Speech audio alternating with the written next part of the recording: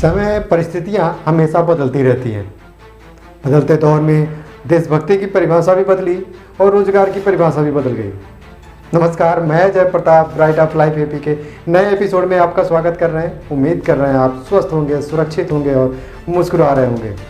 बदलते दौर में जहाँ देशभक्ति की परिभाषा बदल गई, वहाँ रोजगार की भी परिभाषा बदल गई।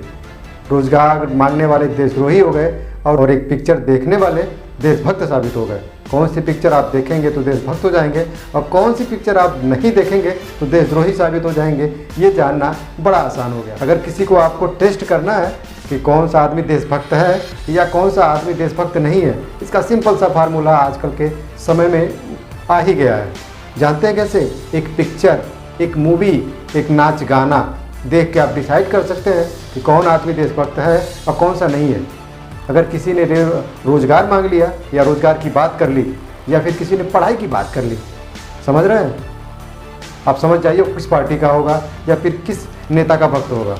अगर किसी ने ये कह दिया कि आत्मनिर्भर बन जाओ और जूता पॉलिश करो, पंचर बनाओ, मीट काटो, पान की दुकान लगा लो, तो आप समझ सकते हैं वो किस पार्टी का होगा या किस नेता का भक्त होगा। सोचिए आज के दौर में हमारी मानसिक स्थिति को कैसे बदल दिया गया है, या हमारी मानसिक स्थिति कैसी हो गई है कि हम ये मांग ही नहीं सकते सरकार से, या हम ये चर्चा ही नहीं कर सकते कि हमको अच्छी एजुकेशन चाहिए या अच्छी शिक्षा चाहिए, अच्छी मेडिकल सुविधाएं चाहिए या सारी अच्छी जो इलेक्ट्रिसिटी चाहिए, रोड चाहिए, ये हम बात नहीं कर सकते हैं। हम बात क्या करेंगे कि हमको पिक्चर कौन सी देखनी है, हमको किस हीरो को देखना है, हमें किस हीरो का पिक्चर नहीं देखना है। बदलते दौर में सरकार की भी परिभाषा बदल गई। पहले सरकार से लोग कहते थे कि महंगाई हो गई है, इतनी ज़्यादा कैसे हो गई है, तो सरकारें भी शायद कहाँ पूछती थी। आज के दौर में अगर आपने महंगाई की बात कर दिया तो आप देशद्रोही साबित हो जाते हैं और आपको ये पता कर लिया जाएगा कि आप किस पार्टी के सपोर्टर हैं, किसके नहीं हैं। सोचिए आज की मानसिक स्थिति कितनी बदल गई है कि हम ये डिसाइड कर सकते हैं कि अगर किसी ने रोज़गार, पढ़ाई की बात कर ली या फिर महंगाई की बात कर ली तो आपको ये भांप लिया जाएगा आप किस पार्टी के हैं।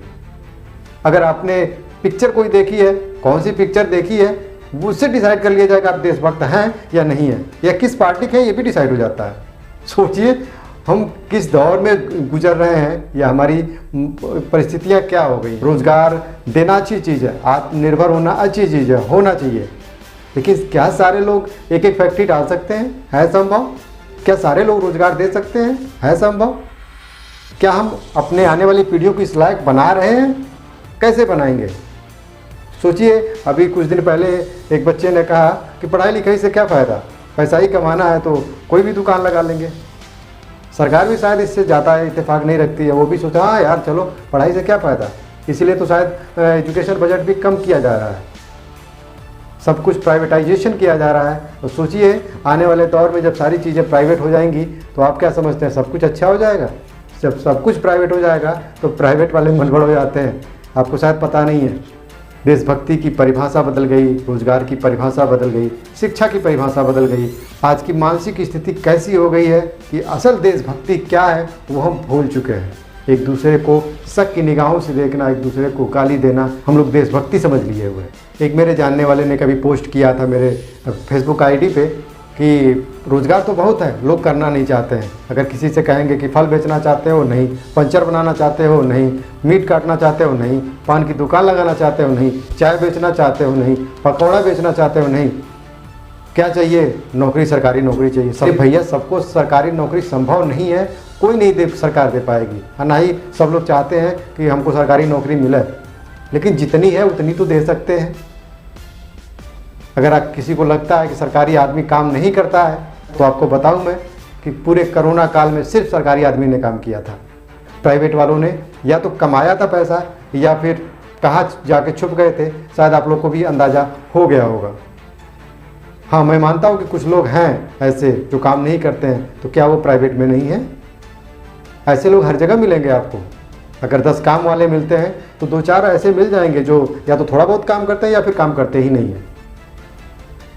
इसलिए सोच बदलिए, अपनी परिस्थितियाँ बदलिए। सोचिए कि हमारे आने वाले भविष्य में क्या बेहतर है। सबसे ज़्यादा ज़रूरी हमारी एजुकेशन और हेल्थ डिपार्टमेंट है। अगर ये चीज़ें अच्छी नहीं हुई या ये संस्थाएं अच्छी नहीं हुई, सुविधाएं अच्छी नहीं मिली, तो हमारे आने वाली पीढ़ियां ना अच्छी होंगी, ना हमारा देश अच्छा होगा और ना ही हमारा देश आगे बढ़ेगा। और शायद इस देश में कौन सी सरकार काम कर रही है, कौन सी नहीं कर रही है, ये आप खुद ही अपने आप पे डिसाइड करिए। आज के समय में सबसे ज़्यादा पैसा अगर कहीं खर्चा हो रहा है तो वो हेल्थ डिपार्टमेंट पे और एजुकेशन पे। एक नॉर्मल कमाने वाला आदमी अगर 20,000 की सैलरी पा रहा है, सोचिए अगर एक सिपाही की सैलरी 20,000 रुपये है, जो कि स्टार्टिंग होती है, अगर एक सिपाही की सैलरी 20,000 है, अगर वो करप्शन से पैसा उसको नहीं कमाना है, अगर वो केवल ईमानदारी सैलरी के पैसे पे पैसा कमाए, तो शायद एक अच्छे स्कूल में उसका एडमिशन नहीं हो सकता है। सरकारी स्कूल जिनके टीचर बड़े अच्छे हैं, क्योंकि सारे जो टीचर होते हैं वो पढ़े लिखे होते हैं और एग्ज़ाम दे के तैयारी करके आए हुए होते हैं, लेकिन ना उनको सुविधाएं अच्छी मिल पा रही हैं और ना ही वो माहौल मिल पा रहा है जिससे कि वो अपनी सर्विस दे पाएँ या फिर पढ़ा पाएँ। और हम लोग गालियां देना उन्हीं टीचरों को शुरू कर देते हैं। इसलिए बदलते दौर में आप खुद को बदलिए, देशभक्ति की असल परिभाषा क्या है वो जानने की कोशिश करिए। उम्मीद करते हैं वीडियो ये आपको पसंद आया होगा। वीडियो पसंद आया होगा वीडियो को लाइक कर दीजिएगा, शेयर कर दीजिएगा अगर लगता है किसी के दिमाग को चेंज किया जा सकता है या फिर बदला जा सकता है। कोई सुझाव होगा तो हमें कमेंट बॉक्स में ज़रूर दीजिएगा। मिलते हैं अगले वीडियो में, तब तक के लिए आप अपना बहुत ख्याल रखिएगा। जय हिंद।